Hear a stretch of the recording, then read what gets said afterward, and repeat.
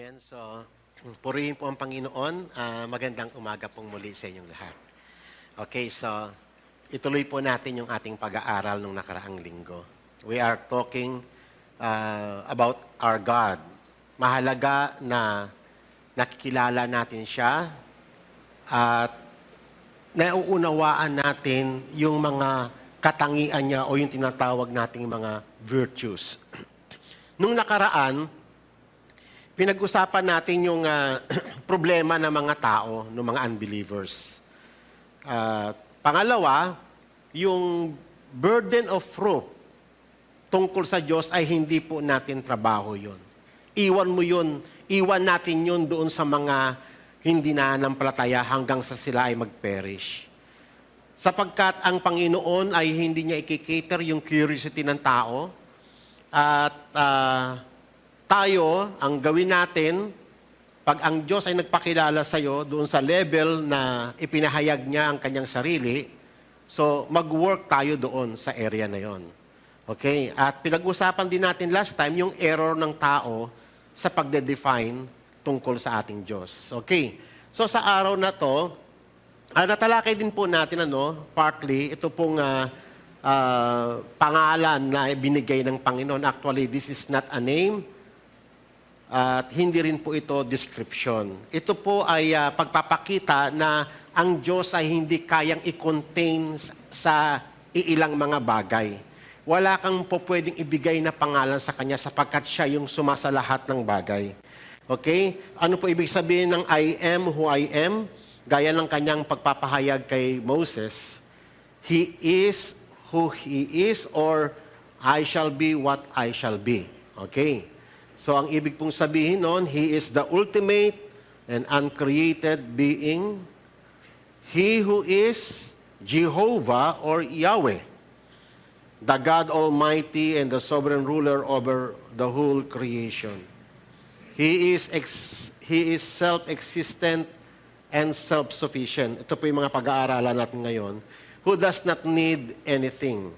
He is omnipotent, omniscient, unchangeable in His promises, infinite and eternal God who created all things and the sustainer of all things.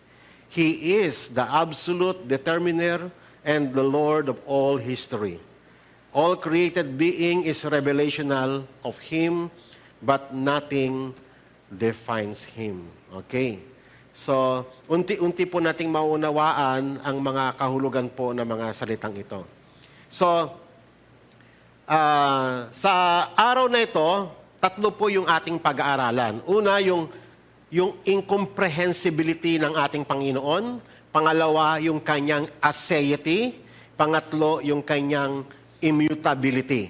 Ito pong tatlo, mga kapatid, ay mahalaga na maintindihan so that maging malinaw yung ating pagkakilala sa ating Panginoon.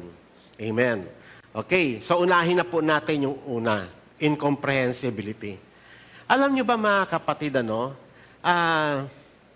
maraming mga tao ang nire-reject nila yung idea ng Trinity.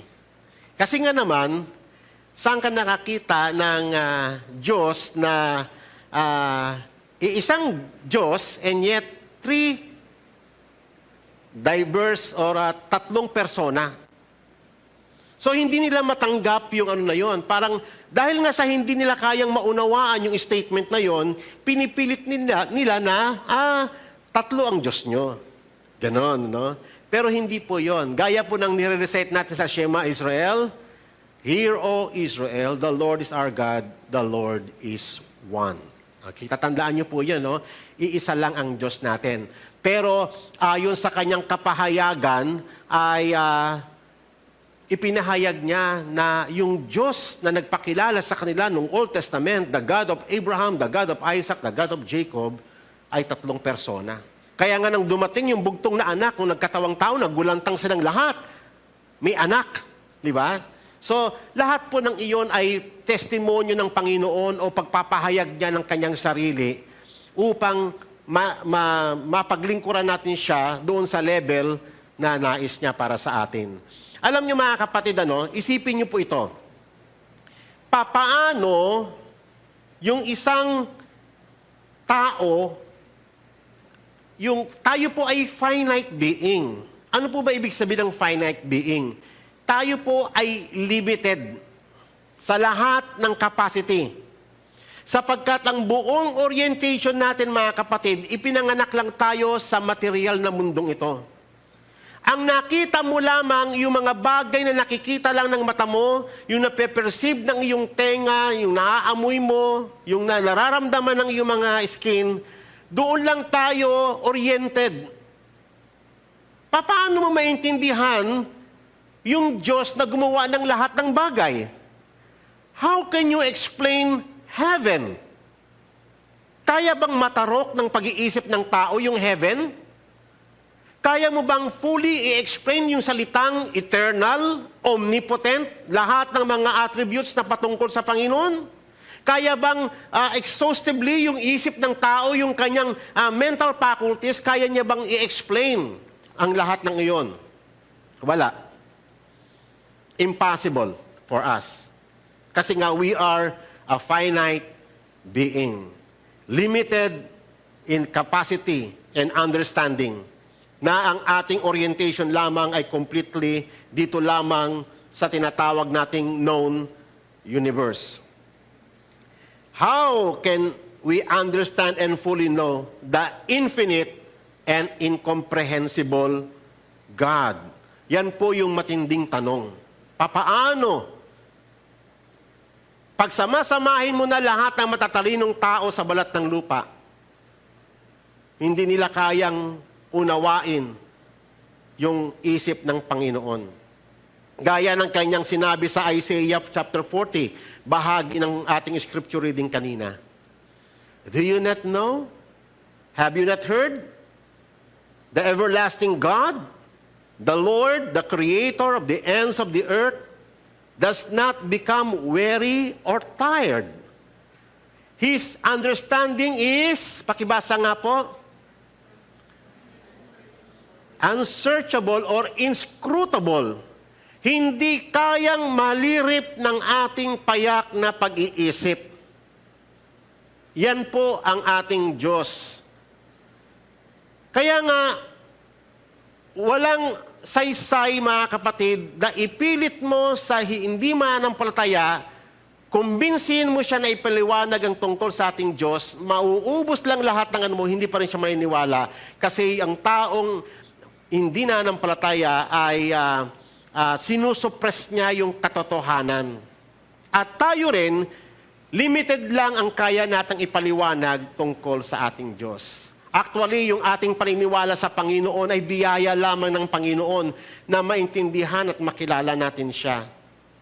Amen. Sa Romans chapter 11, who has known the mind of the Lord? Meron na ba? Minsan ang tao mas magaling pa siya sa Diyos. Gusto niyang ipakita na mas matalino pa siya sa Diyos. Who has known the mind of the Lord? Or who has been His counselor? Kailangan niya ba ang payo ng tao? Kailangan niya ba yung advice natin? Kailangan ba niya yung suggestion natin? Kailan niya tayo kinonsulta? Meron ba? Nung si Job ay nakipagtunggali sa Panginoon, yan ang sinabi ng Panginoon, saan ka, Job? Alam mo ba kung saan yung imbakan ng mga nyebe? Alam mo ba kung papaano yung mga ganitong mga bagay na nangyayari sa balat ng lupa? Walang alam si Job. Bagamat si Job ay napakatalinong tao. We know nothing. Ang isip ng tao hanggang ngayon nga, hindi pa rin ng ating mga scientists, hanggang ngayon, hindi pa rin nila lubos maisip kung gaano kalawak talaga ang universe, bagamat may mga teorya sila. Yung edge ng universe, yung kalaliman ng ngalan ng dagat, hirap na tayong i-explore at maintindihan pa yung ibang mga creatures dito sa balat ng lupa. Yung pa kayang kikilalanin mo yung Diyos na lumikha ng lahat ng bagay? Paano ipapaunawa yung Diyos? Ito kasing known universe is composed of matter, space, and time. Ang lahat ng iyon ay ginawa ng Panginoon. Pero si God, hindi siya bound doon, hindi siya correlative sa mga bagay na yon. Hindi siya bound ng ating time. Hindi siya bound ng space. Hindi siya limited ng space. Sa atin, malayo na yung ilang kilometro. Pero si God, kahit na yung distance ng mga planets to one another, hindi bound si God sa mga space. At walang time na po pwede mong i-assign sa Panginoon. Wala siyang past, present, and yes, tomorrow, katulad natin. Ang Diyos natin is ever present sa lahat ng panahon. How can you explain that? How can we explain spiritual matter? Hanggang ngayon nga, yung mga tao, problema na nila, paano papaliwanag yung kaluluwa, na may kaluluwa yung tao? How can we explain spiritual things? How can we explain heavenly things? Kaya nga sabi nga ni Jesus, kung hindi ninyo paniniwalaan ang mga bagay na sinasabi ko na mga makalupa pa lamang, how much more na maintindihan nyo ang mga bagay na makalangit? That even Paul, sa 2 Corinthians chapter 12, nag-testify na there was a man, hindi niya sinabi kung siya yun, basta merong tao na dinala ng Panginoon sa tinatawag na third heaven at walang words na pwedeng i-express kung ano yung mga bagay na nasaksihan niya. Amen. So, or who has been his counselor, who has ever given to God that God should repay him? Meron ka bang may ambag kay God? Meron ka bang may regalo kay God? Pwede mo bang tulungan si God sa mga dapat niyang gawin? Meron bang sagot sa mga tanong na yon? Merong nag-attempt niyan, si Sarah, yung asawa ni Abraham. Di ba? Dahil nga natagalan siya sa pangako ng Panginoon, siguro pumasa sa isip niya, tulungan ko kaya si God. Ibigay ko itong katulong namin sa aking asawang si Abraham para magkaanak na ako sa kanya. So, ano nangyayari? Problema. Because ang Diyos, hindi niya kailangan ng tulong natin. Okay, isa yan sa mga pag-uusapan natin ngayon. For from Him and through Him and for Him are all things. Sa Kanya nagmula ang lahat ng bagay at para sa Kanya. Amen. So another verse is Isaiah chapter 55, verses 58 to 59. For my thoughts are not your thoughts. Ganun kalayo. Kaya nga, wag nating aakalain na si God ay kaya nating i-explain fully. Nor are your ways are my ways. Magkaiba tayo mga kapatid ng orientation. Malayong malayo, declares the Lord. For as heaven is higher than the earth, so are my ways higher than your ways, and my thoughts than your thoughts. Amen? Our God is incomprehensible. Hindi natin siya kayang ipaliwanag fully and exhaustively. Nauunawaan lang natin ang ating Diyos doon sa paraan na ni-reveal niya yung kanyang sarili sa atin. Amen? For God to be known to a finite creature na tulad natin, He must reveal Himself. Yan po. Doon lang sa level. We are able to receive the revelation of God through faith. And therefore, the world is also knowable to us on a finite level. Kung wala rin tayo, kung di rin tayo binigyan ni God ng faith, kasi sa Kanya nang galing yun ang lahat ng bagay. Kung hindi niya rin tayo binigyan ng faith, at kung hindi niya rin tayo binigyan ng pangunawa, hindi rin natin siya makikilala. So, magpasalamat tayo mga kapatid sapagkat isa tayo sa mga pinili at hinirang ng Panginoon na makilala at maunawaan siya upang magkaroon tayo ng pagkakataon na paglingkuran siya to glorify His name. Amen. Okay. Through His revelation, we could now understand that God created this universe according to His eternal plan. So, unlike sa mga scientists na parang inaano lang nila na ito ay ginawa ng ganito, ito ay nag-exist yung mga planet, samantalang ang Diyos ay napakalinaw, napaka-precise. Sinabi niya kung paano niya ginawa ang universe, paano niya ginawa ang tao, paano nagsimula ang lahat, male and female, ginawa ng Panginoon. It was good. At lahat ng ito ay may purpose. Pero ang mga scientists, hindi nila makita, kahit na matatalino sila, hindi nila kayang ma-perceive yung purposes ng Panginoon. Pero doon sa mga pinagkalooban niya ng Espiritu Santo, ay nauunawaan natin sa tulong niya yung mga bagay na nais ng Panginoon. We can only know partly. Kahit kami na mga tagapagturo, limited lang din ang kaya namin ipaliwanag. Amen? Doon lang sa level na ipinahayag niya yung kanyang sarili. We can know partly about God and His purpose, but not exhaustively, because what? God is beyond our knowledge. Yan po yung katotohanan. God is beyond our knowledge.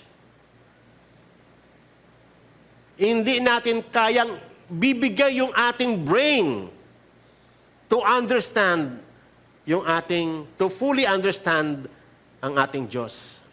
Hindi kaya.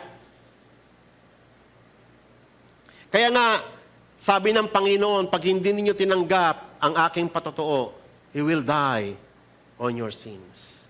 Amen? It is impossible for finite creatures to fully comprehend the infinite God and to grasp the totality of His nature and being exhaustively would require a mind equal to God. And that is a total impossibility. Amen? Para makilala mo ang Diyos, maunawaan mo siya, kung gusto mo siyang fully na maintindihan, kinakailangan meron kang isip at pangunawa na tulad dun sa Kanya. Kaso kailanman hindi yun mangyayari. Pigain mo man ang iyong isip, hindi mo kayang unawain exhaustively ang ating Diyos. Sapagkat napakalayo ng agwat ng Kanyang pag-iisip sa ating pag-iisip, ang Kanyang daan sa ating mga daan. Amen? Ito mga kapatid ay sinishare ko sa inyo sapagkat mahalaga na makita natin yung distinction between Creator and the creature. Amen? Sapagkat dito nagkaroon ng maraming problem ang ilang mga tagapagturo. Hindi nila nakikita.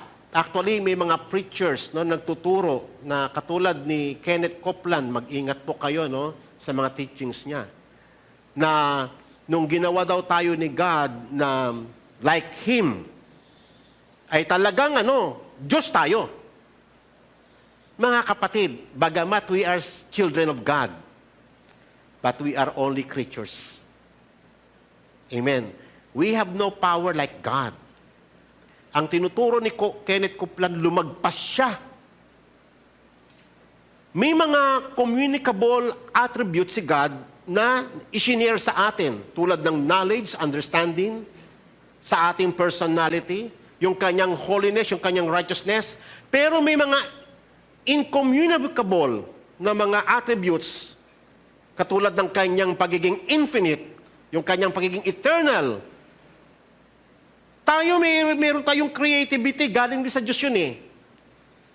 Pero limited yung mga ibinigay ng Panginoon sa atin. Kaya dapat alam natin yung boundary ng creature at ng creator. Nang sa ganon, hindi tataas yung palagay natin sa ating mga sarili. Problema yan na marami mga churches. Okay. So ngayon, ang ating pagkakaunawa sa Panginoon ay nag-i-increase through faith as we grow in faith and obedience to Him. Kahit kami naman, mga takapagturo, mga kapatid, ang aming pagkakaunawa kay God, hindi kagad binigay ni God from the beginning. Kailangan din namin mag-grow. Kailangan namin ma-endure ang lahat ng bagay na nilagay ni God sa ating daanan. In obedience, in faith, padadaanin ka rin ng Panginoon sa mga crisis para doon mo siya nakikita at nauunawaan ng lubusan. Unti-unti.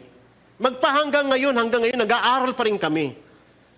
Tumatanda na kami sa pag-aaral, pero nag-increase kami sa knowledge, pero fully, exhaustively, hindi pa rin namin kayang ipaliwanag kung ano talaga ang Panginoon. Amen. Because we are a finite being. But because He is infinite and eternal, His incomprehensible never diminishes. Kahit na nag-grow tayo sa knowledge and understanding. Ang mahalaga, nag-grow tayo sa truth about Him. Nakikilala natin siya doon sa tinatawag na finite level. Okay. So another topic na ating pag-uusapan ngayon is about the aseity ng ating Panginoon. What is aseity? Mahalaga ito, mga kapatid, na maintindihan natin.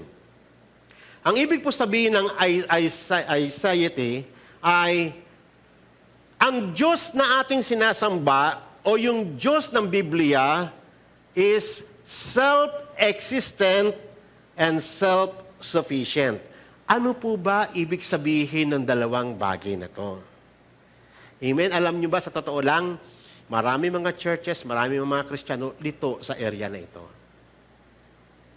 Ang Diyos natin, ang ibig sabihin ng self-existent and self-sufficient, ang Diyos natin, God exists in and of Himself.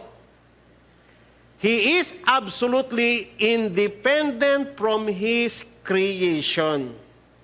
He is complete in Himself. Hindi niya na kailangan yung mga bagay na outside Him.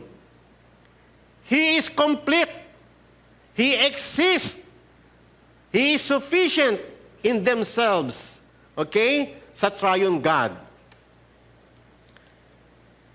Gaya ng sinasabi sa Acts chapter 17, verse 24 to 28.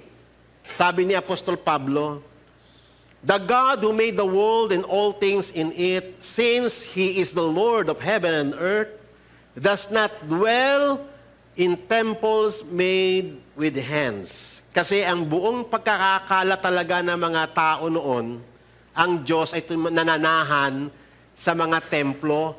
Actually, magpahanggang ngayon, even yung mga Christians ang thinking nila, si God ay nakatira sa building na ito, sa mga churches. Dala-dala natin yung ganong kaisipan, galing pa doon sa pinanggalingan natin, pagan na pagkakaunawa. Tatandaan natin, ang Diyos ay nananahan sa atin hindi po sa building na ito. This is just a building. This is a place of gathering. Kaya nga, dapat nating maunawaan that we are the church. Ang Holy Spirit ay nagdidwell sa ating kalagitnaan. Where there are 2 or 3 gathered in my name, I am there in their midst. Not the building per se. Dapat po nating maintindihan yan. Okay? He does not dwell in temples made with hands, nor is He served by human hands as though He needed anything. Ito po, mga kapatid, ang mahalaga. Walang pangangailangan yung Diyos na ating sinasamba, bagamat pinaglilingkuran natin siya. Yan po ang isang malaking katotohanan. Wala siyang pangangailangan. Nagsiserve tayo, mga kapatid, sa Kanya ay dahil pasasalamat natin, gratitude natin sa Kanyang pagliligtas. Sa privilege din natin yun yung makapag-participate ka na mag-work sa Kanyang kingdom. Pero hindi yun kailangan ni God. Tayo ang nangangailangan nun, mga kapatid. Baka nagkakamali tayo na akala natin yung paglilingkod natin dito, yung pagbibigay natin ng ikapo, nakakatulong ka kay God. Actually, hindi niya kailangan ng ikapo. Yung ikapo ay ginagamit din para sa atin makapag-work tayo in propagating the kingdom of God. Walang kailangan ng Diyos. At iyan ang mahalagang dapat maintindihan ng maraming mga Kristiyano sapagkat dito nalilito ang marami. Amen? Since He Himself gives to all people life and breath and all things, for in Him we live and we move and exist. Kaya pala tayo nakakapag-serve, dahil sa Kanya rin. Kaya pala tayo nakapagbibigay dahil din sa Kanya. Amen. Nagagawa natin ang lahat because of Him, sapagkat Siya yung sumasa lahat. Siya yung nagbibigay sa atin ng ability upang makapag-obey. Siya yung nagbibigay sa atin ng lakas upang makapag-serve. Sa Kanya galing din ang lahat ng bagay. Amen. So, yan po yung ibig sabihin ng God is self-contained. Sufficient na siya sa kanyang sarili. He can exist even without the universe. He can exist even without us. Hindi po siya katulad ng mga Diyos-Diyosan ng mga Romans at ng Greek na kapag hindi na daw, wala na daw nagpe-pray sa kanya, ay magpe-perish na yung mga gods na yon. Kaya kailangan may nagpe-pray sa kanya. Ang Diyos natin is self-contained God. He is not dependent on, nor does He owe anything to man. Bagkus yung tao ang nangangailangan sa Kanya at yung tao ang hindi po pwede mag-exist without siya. Yan po ang ibig sabihin ng aseity. Sa aseity ng ating Diyos, actually, dyan nakabase ang lahat ng Kanyang mga attributes. Amen? He doesn't require anything from anyone outside of Himself. Yung triune God, sufficient na sila. Kahit wala yung tao, kahit wala yung world. Kahit wala yung universe. Hindi niya kailangan ng araw para magkagbigay sa kanya ng init o liwanag. He is the source of light. Siya yung nagsusustain sa araw para ang araw ay makapag-function. He doesn't need food. Amen. Hindi niya kailangan ng pagkain, hindi siya nagugutom, hindi siya napapagod, hindi siya inaantok. Yan po yung Diyos natin. Huwag nating aakalain na siya ay tao lang. Kaya hindi natin po pwedeng i-confine si God sa mga anumang image na nakikita natin sa ibabaw ng daigdig. Hindi niya kailangan ng kumot kasi ginigilaw siya. Hindi niya kailangan yung mga bagay na yon. Even our love and our worship, alam niyo ba mga kapatid, hindi kailangan ni God yung ating pagmamahal. Ang ibig kong sabihin ganito, baka ma-misinterpret niyo ako. Bagamat kinumand ni God sa Matthew na you shall love the Lord your God. Diba sabi Shema Israel? Hear, O Israel, the Lord is your God, the Lord is one. You shall love the Lord your God with all your heart, with all your soul, and with all your mind. Ang tanong ko, yun ba ay kinumand ni God para sa Kanya? Siya ba mabebenesyuhan doon? For His benefits ba, pag inibig natin siya? Or tayo ang makikinabang doon? Isipin niyo po yun.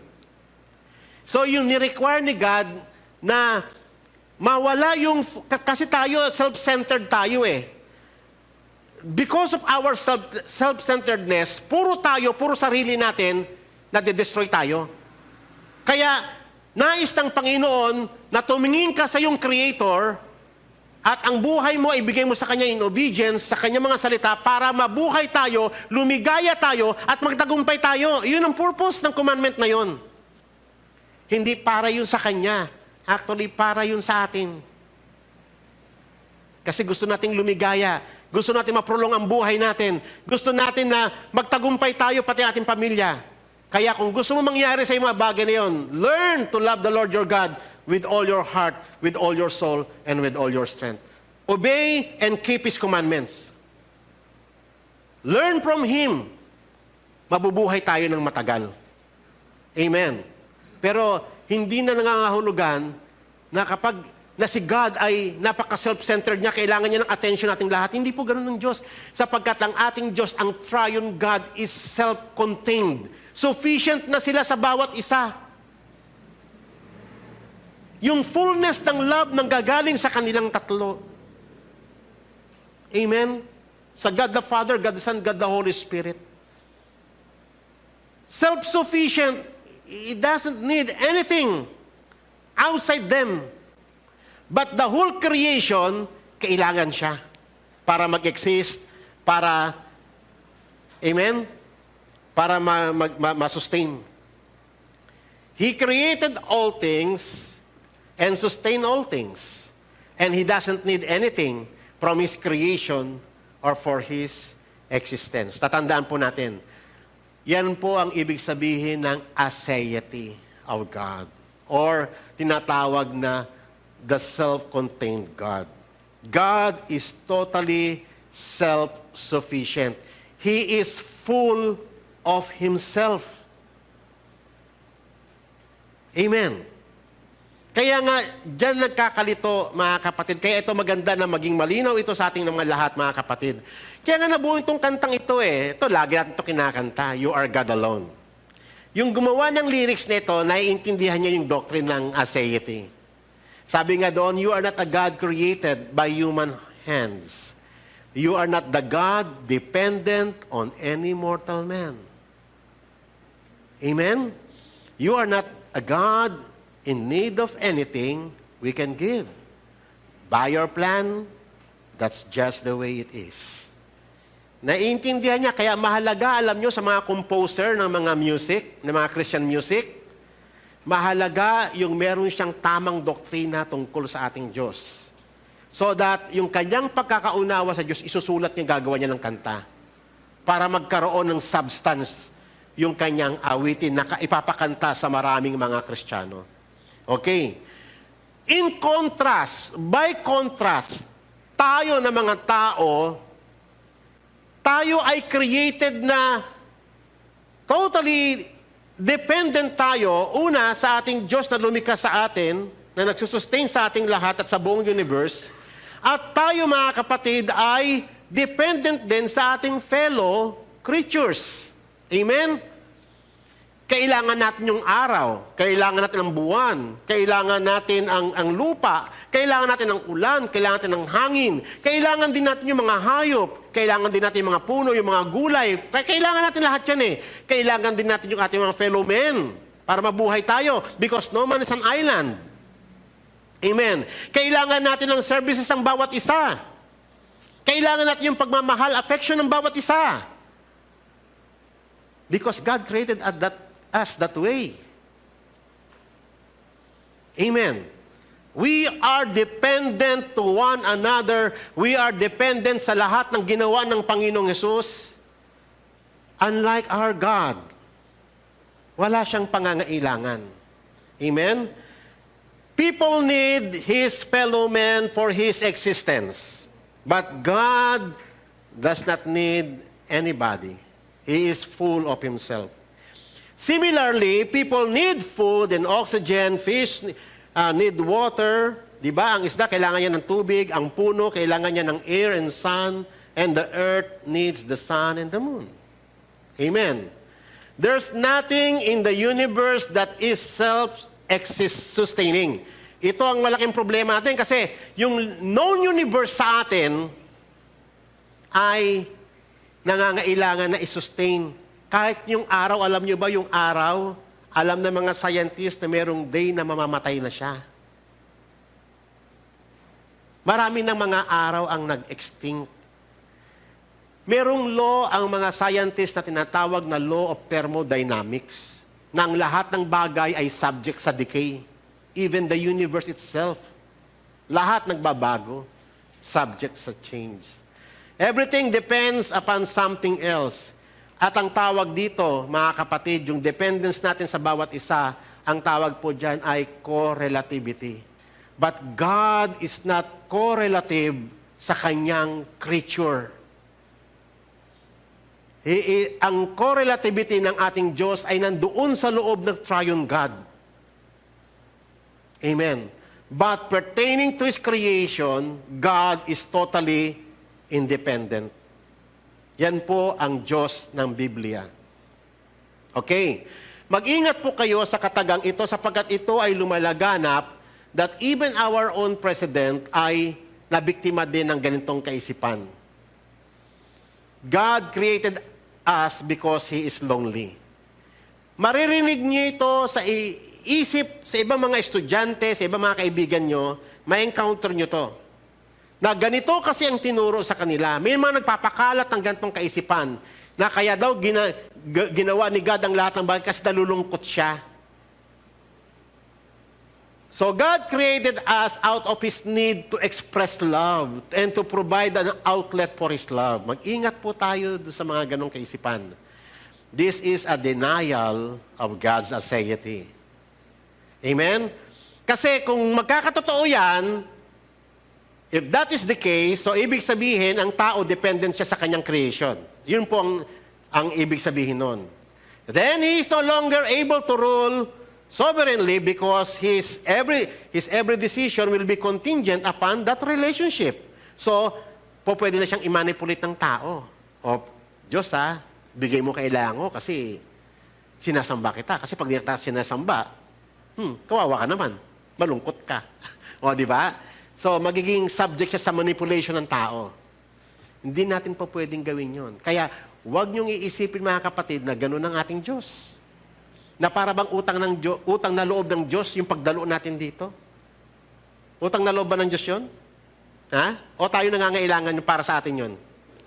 Nung kinuman ni God na do not forsake the assembly, para yun kanino? Kay God? Kasi nalulungkot si God pag hindi ka dumalo.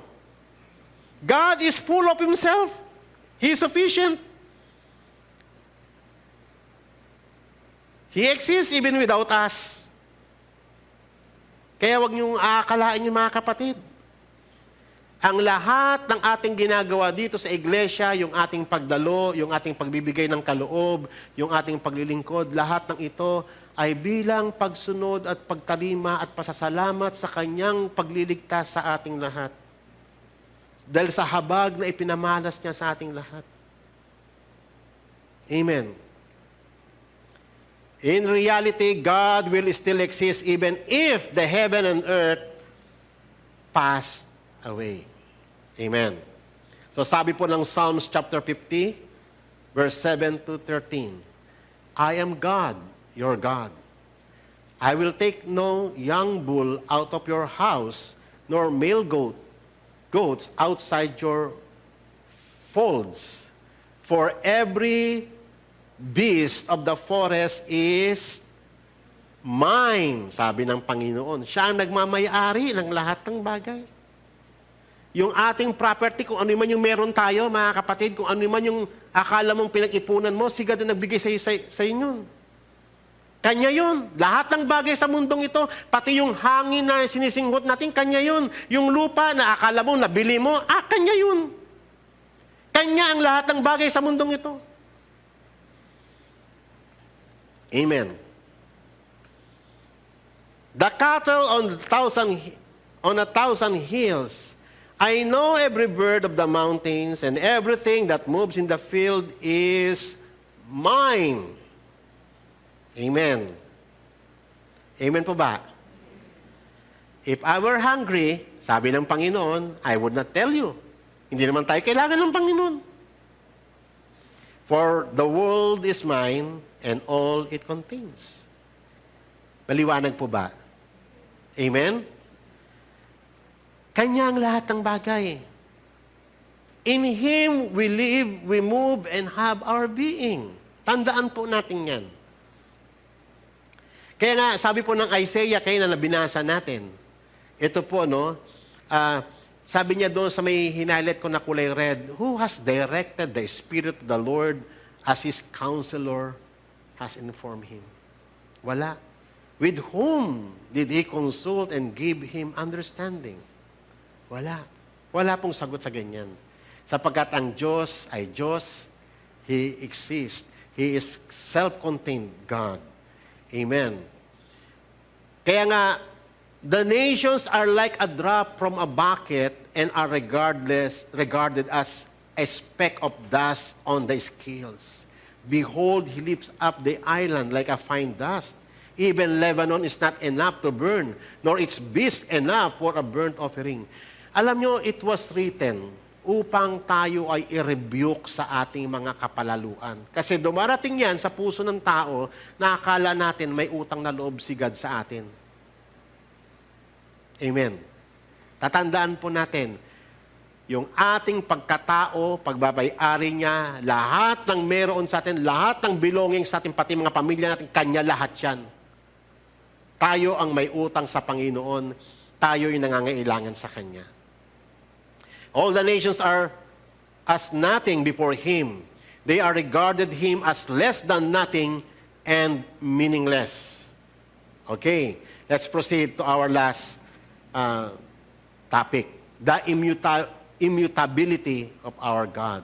Importante ito. Isa rin ito, mga kapatid, na problema ng marami mga Kristiyano. Ano po bang ibig sabihin ng immutability? Ang ibig pong sabihin, mga kapatid, kasi ang Diyos natin, marami po siyang attributes. At isa ito sa mahalagang attributes ng ating Panginoon.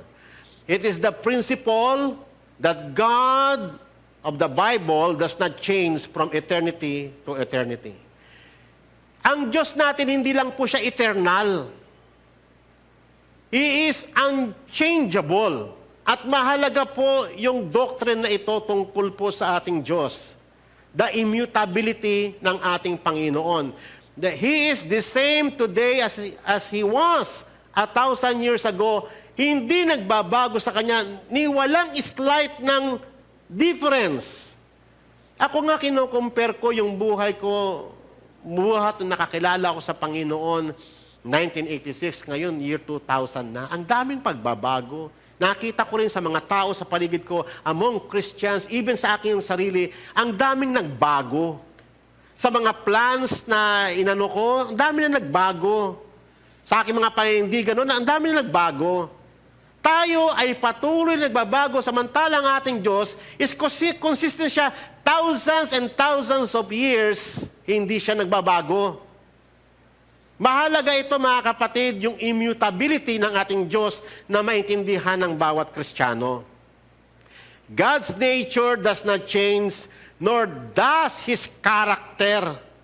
Kung siya ay mapagmahal, kung siya ay compassionate God, kung siya ay talagang faithful, hindi po yun nagbabago thousands of years. Yung sinabi niya kila Abraham, yung mga pinangako niya kay Noah, parehas pa rin yun hanggang ngayon. Sa atin, napakatagal na yung 6,000 years. Amen po ba? 1,000 years pa nga lang sa atin. Ang haba-haba na sa atin. Kailan po na-discover ang Philippines? Yung panahon nga ng Kastila, pagkatagal-tagal na sa atin eh. Yung panahon na lang ng World War II, panahon ng mga Hapon, halos hindi na nga alam ng mga ng mga bata ngayon eh. Yung mga kanta nga natin noon, di ba? Hindi na alam ng mga young people noon. Di ba? Hindi na nila alam. Nagbabago ang mga panahon. Kami mismo, nasaksihan ko yung pagbabago ng mga panahon. Pero si God, hindi nagbabago ang kanyang character, hindi nagbabago ang kanyang attributes, yung kanyang mga purposes, intact pa rin kahit tumatakbo ang mga panahon. At lalo na yung kanyang law, yung kanyang mga commandments, hindi nagbabago. Okay? At dito, mga kapatid, nagkaroon ng marami mga problema. Kaya mahalaga po itong mga verses na ito. For I, the Lord, do not change. Sinabi yan sa Malakay. That is the doctrine of immutability ng ating Diyos, the God of the Bible. Kita mo, kaya nga ang Panginoong Yesus is God eh. Kasi ito po ay katangian ng Diyos. At ito ay na-claim doon sa may Hebrews chapter 13 verse 8. Jesus Christ is the same yesterday, today, and forever. This is attribute of God. Amen. Okay. Tatandaan po natin, mga kapatid. Sa mundong ito, sa lahat ng bagay sa ating existence, na-witness natin ang dalawang bagay na hindi nagbabago. God and His Word.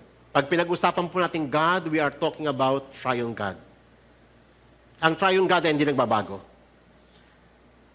And even His Word, ang Panginoong Yesus, yung mga written words na ibinigay sa atin, yung kanyang mga laws, hindi po ito nagbabago. They remain. God and His Word cannot be separated from one another. Hindi po pwedeng niwala ka kay God tapos hindi mo na paniwalaan yung kanyang mga salita. Hindi po pwedeng ganon. Sapagkat ugali ng mga tao na i-chop-chop ang ating Panginoon. I-strip yung kanyang mga attributes sa Kanya. So if you believe in the God of the Bible, you have to believe that God, according to His testimony, He does not change. Yun po'y patotoo niya sa kanyang sarili. Revelation niya ng kanyang sarili. And we have to accept that truth, that reality. Amen? Kaya gaya na sinasabi sa may John 1:1, in the beginning was the Word, and the Word was with God, and the Word was God. Yan po ang hindi nagbabago, ang Diyos at ang kanyang salita. Kaya nga, ang salita ng Panginoon mapapananaligan. Kita nyo na, hindi nyo napapansin lahat ng mga textbooks, anumang kurso yan, accounting. Ako nga sa accounting, na witness ko ilang beses nang na-revise yung aming mga libro. Magpahanggang ngayon, patuloy na nare-revise yung libro ng medicine, yung libro ng law. Samantala, ang salita ng Panginoon hindi nagbabago. Eternal. Sa lahat ng henerasyon, maging modern man, maging high-tech man yung panahon, intact pa rin ang salita ng Panginoon. Hindi siya nagiging obsolete. Kaya nga yung batas na sinabi ng Panginoong Diyos na may Leviticus na hindi po pwedeng magsama yung lalaki sa lalaki o babae sa babae, it is abominable to God, hindi po yun nagbabago, intact po yun magpahanggang ngayon. Yung sinabi ni God kay Moses na honor thy father and thy mother, hindi po yun nagbabago magpahanggang ngayon kahit na ngayon, moderno na ang panahon.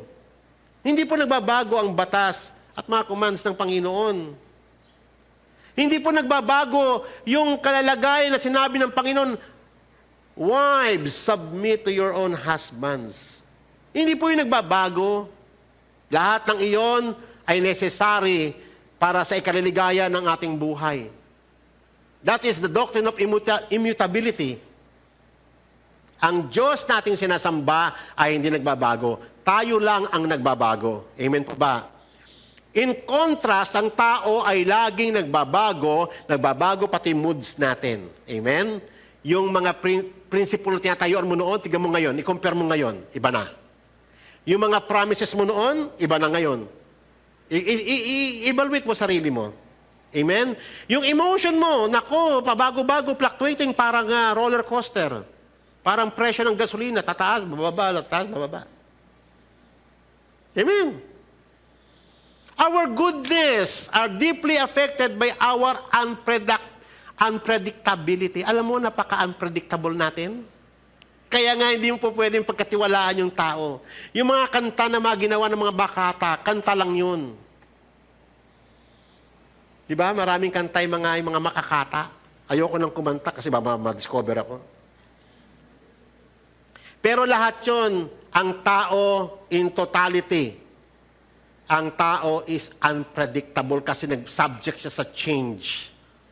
Nagbabago siya. Yung kanyang promise, nagbabago yan. Amen. Para lang makita natin yung distinction ng creature sa creator.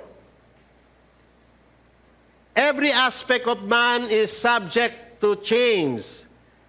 His physical, emotional, social, mental, moral, spiritual, every faculty of our being is subject to change. And we have to understand this, mga kapatid. Kaya nga, ang tanging hope lamang natin for permanence ay ang Panginoong Jesucristo, the hope of glory. Everything in this universe is subject to change. From galaxies to the depths of the sea. Alam niyo ba mga kapatid, discover ng mga scientists na ang universe is expanding? O, di ba? Amazing yun. From the largest creatures down to the smallest object, both visible and invisible, are all subject to change. All creatures change. But it does not evolve.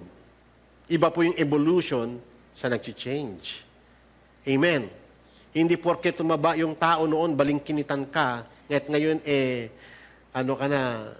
mataba ka na, it doesn't mean na nag-evolve ka. Tumaba ka lang. Amen. Kung ikaw dati kang maitim, tapos pumuti ka, nagbago, pero hindi na nangulugan nag-evolve ka, nag-glutathione ka lang. Amen. The very fabric of which this world or this universe is made is ever passing away. Yan po, ang tawag po niyan sa may science is law of thermodynamics. Magpakulo ka ng tubig, ilagay mo sa tasa, after a few minutes, malamig na yan. Magpapintura ka ng bahay, after several years, makikita mo, faded na uli. Amen? Magpagupit ka, magpa-hairstyle ka pa, may mga cuttings pang, special cuttings dyan. Pagklipas lamang nilang araw, balik na ulit sa dati. Amen. Kaya nga sabi ng Psalms 102, I say, O my God, do not take me away in the midst of my days, for your years are throughout all generations. Of old you founded the earth, and the heavens are the work of your hands. Even they will perish, but you endure. And all of them will wear out like a garment. Like clothing, you will change them, and they will be changed. But you are the same, and your years will not come to an end. Amen? Our God is eternal and unchangeable. Yan po ang isang maganda na katotohanan tungkol sa ating Diyos. Hindi siya nagbabago. And because of God's mutability, the children of your servants will continue. Dahil nagpapatuloy ang Panginoon, nangako siya eh. Diba? Naiingatan niya, ipoprolong niya ang iyong generation. Eh kung hindi immutable ang Panginoong Diyos, paano na mangyayari sa promise na yon? But because our God is unchangeable, the children of your servants will continue, and their descendants will be established before you. Amen. Ano kaya kung nangako ang Diyos na pupunta tayo ng langit, tapos nagbago ang Diyos kalaunan? Ay, ayoko na kay sister kasi siya eh. Di ba? Ang Diyos hindi ganon, hindi siya nagbabago. Kaya mayroon tayong hope. Amen. Kaya nga, bakit importante ang doctrine na ito ng immutability? Na maunawaan natin na ang Diyos natin ay hindi nagbabago. Hindi lamang siya eternal. Siya ay hindi nagbabago magpakailanpaman. Bakit po mahalaga ito? Sapagkat, mga kapatid, the immutability of our God is important because it assures us of the stability and perpetuity of the world and the future of the universe. Hindi siya yung katulad ng Diyos ng deist. Yung mga deist, ganito, naniniwala sila na merong Diyos na lumikha ng langit at lupa. Kaya lang, hindi na nila alam kung anong kalagayan ng Diyos na yon. Either na patay na yung Diyos na yon or inabandon niya na yung creation niya. Yun po ang deist. Paano kaya kung ang Diyos natin ganon? Ang Diyos ng Biblia. Amen. Ang Diyos natin. Kaya nga meron tayong hope. Stable ang ating future. Stable ang ating faith. Yung ating hope sa Kanya dahil ang Diyos natin ay hindi nagbabago.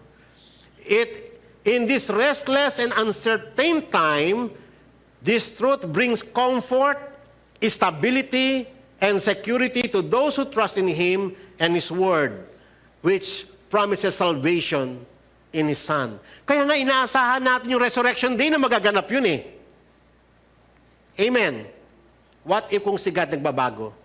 Nangako siya na bubuhayin niya ulit tayo muli. Nangako siya na muling babalik yung kanyang anak tapos hindi pala matutuloy yun kasi nagbago isip niya. Amen. What will happen if God's words are not stable? If God's words are not stable, if He were subject to moods tulad natin, and change His mind from time to time tulad natin, then we could not rely on anything He promised us. Amen? Kunyari, ikaw, pinangakuan mo yung anak ng kumare mo, akong paparal sa'yo. Tapos, nung tumira sa'yo, minakita kang hindi maganda, nagbago na ang plano mo, ay, hindi pala maganda pala ugali niyan, hindi ko na siya pag-aaralin. Ganyan tayo, nagbabago tayo eh. What if kung si God ganon?